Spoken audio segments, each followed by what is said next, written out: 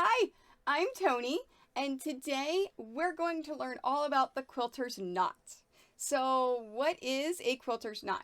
It's a special knot that you put in your thread that puts a knot on the end so you don't have to sit and make knots and do all the things. It is a super quick and fast knot to get you sewing on any hand sewing projects.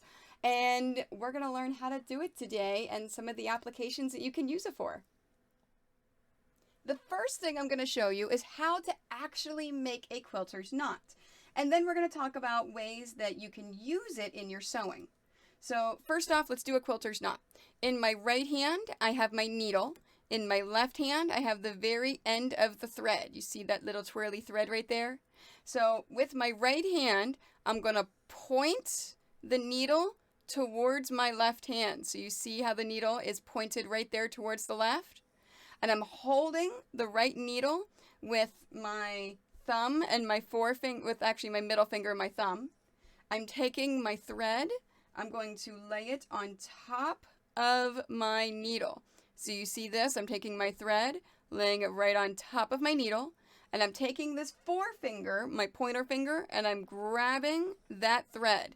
So I now have this thread between the fingers of my pointer finger and my thumb on my right hand, and I'm holding on to this. So now you see I've created a big loop with my thread. So now with the needle still pointed towards the left, I'm going to take my right hand and I'm going to wrap it around this needle 5 times. So 1, 2, 3, 4, 5. You notice how I wrapped it away from my body? It doesn't make a difference which way you wrap it as long as you're consistent and you wrap it the same way. Now, I like big knots. I like really, really big knots. I really want to make sure that knot's coming out. So I'm going to wrap it 5 more times because that's just the way that I prefer it. But you only have to do it 5. So there's 6, 7, 8, 9, 10. All right, so I've got it wrapped. Now I want to take my needle and I want to point it up, straight up to the sky. So straight up. And then what I'm going to do is take my forefinger and my thumb, and I'm going to move them to grab what I just wrapped around my needle. Now, this is the tricky part that people tend to mess up on a bit. So I've grabbed this. All right, so I'm going to come close to the camera and show you what I'm doing. So you see here that thread is between my thumb and my pointer finger. I'm then going to, with my thumb, push this needle up and through and grab it on. Now, you notice how that trapped thread is still between my thumb and my pointer finger. And I'm going to slowly pull, pull, pull. Do not let go of that thread in your thumb and your forefinger. Now, you notice how that loop just got really, really small? There we go. And I'm not letting go. I'm just shifting it to hold it. And then now I'm pulling it closed. And there is our knot.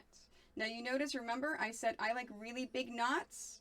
That is a really big knot because I went around 10 times. You only really have to go around 5 times, but you can go 10. And now, this quilter's knot, all I do is as I sew it, this knot is going to get caught and the thread's not going to go anywhere. So let me show you an example. Here's how you use a quilter's knot with English paper piecing. So I have these pieces right here. So I'm going to sew them together. So I'm lining them up. Now with the quilter's knot, all I need to do is take this needle and thread and put it right there at the edge and pull it through. Now you notice that knot got caught. So I'm going to let go of it and look, my pieces are free floating. So that's because my knot is not going anywhere. I am pulling on that and that baby is staying. Now, just for added security, when I'm English paper piecing, whenever I put the next, there we go, the next knot in, so my needle has gone through my fabric, I'm going to make just a quick little loop knot. So when you go around and then you put the thread through the knot, there we are. And then now, it's not going to go anywhere, and it's not going to loosen up. So that's how you use it for English paper piecing. now the quilter's knot for hand sewing. So I have my knot in here, and I'm using black thread because this is a cathedral window quilt that I just finished making. And before I do the borders, I have to make sure that I fix all of my little tiny mistakes in here, like this one. You see this here where I have a pop and this fabric is coming out? That's not good. So we're going to fix it.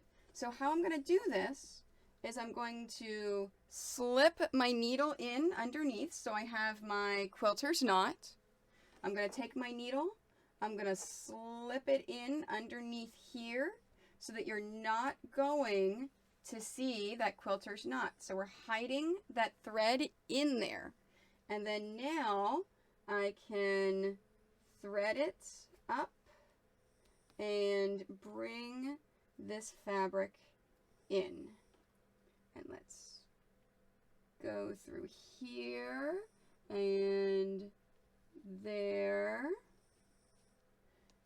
So it is a good way to hide your starting point in hand sewing so that you can't see where I started from whenever, whoops, I got an extra thing in there when I was working on it. And just like that. And I believe when I do that, that's going to be good. All right, let's hide it one more time in here. And then I'm going to knot this off and finish this up. So let's finish. There's one knot and two. You don't know how many mistakes I have made in quilting that I've had to go back through and fix with a little bit of hand sewing. And there it is. And now our little spot that was coming out is all fixed so that now I can work on my borders. And that's it. That's how you make a quilter's knot and then use it for your projects. Thank you so much for watching. Hopefully you learned something today. Don't forget to like this video, follow my YouTube, as well as Instagram, Facebook, Twitter, and don't forget about Twitch, where you can actually interact with me while I'm sewing live.